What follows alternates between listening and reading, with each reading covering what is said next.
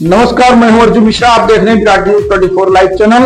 International criminal court ने Israel को एक ऐसा झटका दिया है जिसकी गूंज अब सिर्फ कूटनीति तक सीमित नहीं रहने वाली है।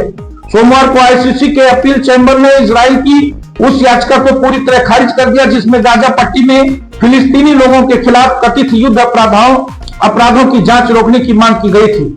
इस फैसले के साथ ही यह साफ हो गया है कि अब इजराइल के लिए अंतर्राष्ट्रीय मंच पर जवाबदेही से बचना आसान नहीं होगा।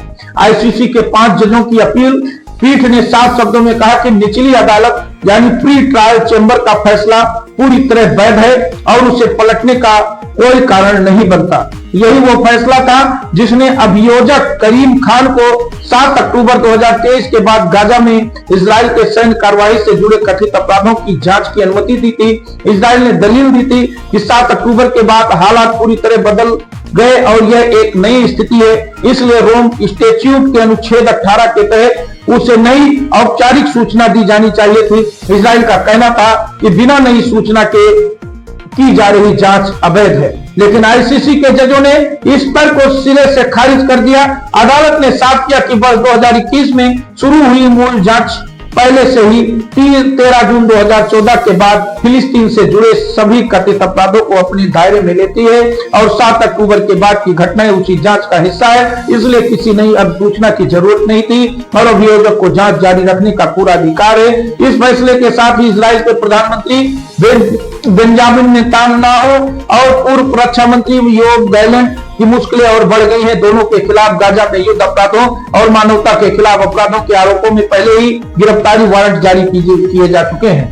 अब आईसीसी के इस ताजा फैसले ने उन वारंटों के कानूनी आधार को और मजबूत कर दिया है। इसका सीधा असर यह होगा कि आईसीसी के 124 सदस्य देशों में नेतन्याहू और गैलेंट की अंतर्राष्ट्रीय यात्राएं बेहद जोखिम भरी हो जाएंगी, क्योंकि इन देशों पर यह कानूनी जिम्मेदारी है कि वो वारंट जारी व्यक्तियों को गिरफ्तार करें। भले ही व्यवहारिक राजनीति में ऐसा हमेशा न हो, लेकिन कानूनी खतरा अब साफ तौर पर मौजूद है। इजराइल ने इस फैसले पर कड़ी नाराजगी जताई है। इजरायली विदेश मंत्रालय ने बयान जारी कर कहा है कि आईसीसी अंतर्राष्ट्रीय कानून की आड़ में राजनीति कर रहा है और इजराइल एक बार फिर अदालत के अधिकार क्षेत्र को मानने से इनकार करता है। इजराइल का दावा है कि उसकी अपनी न्याय प्रणाली युद्ध अपराधों की जांच करने में पूरी तरह सक्षम है और आईसीसी का हस्तक्षेप न केवल अनावश्यक है बल्कि दुर्भावनापूर्ण भी है।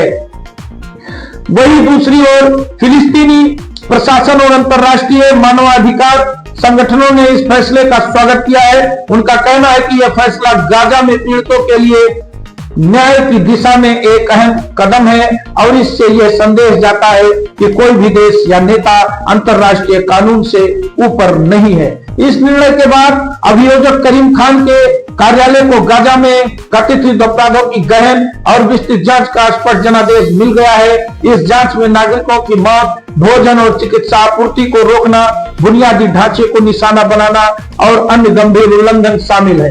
अंतर्राष्ट्रीय समुदाय में इस फैसले से इजराइल पर दबाव और बढ़ने की संभावना है। कुल मिलाकर यह कहा जा सकता है कि आईसीसी के इस फैसले ने इजराइल की कानूनी और राजनीतिक चुनौती को कई गुना बढ़ा दिया है और आने वाले समय में बेंजामिन नेतन्याहू और योव गैलेंट के लिए अंतर्राष्ट्रीय मंच पर हालात और मुश्किल हो सकते हैं। तो दर्शकों, देखते रहे विराट न्यूज 24 लाइव चैनल को हमारे सब्सक्राइब करते रहे, वीडियो को ज्यादा से ज्यादा शेयर करते रहे, फेसबुक पेज भी हमारे फॉलो कर ले। तो धन्यवाद, नमस्कार।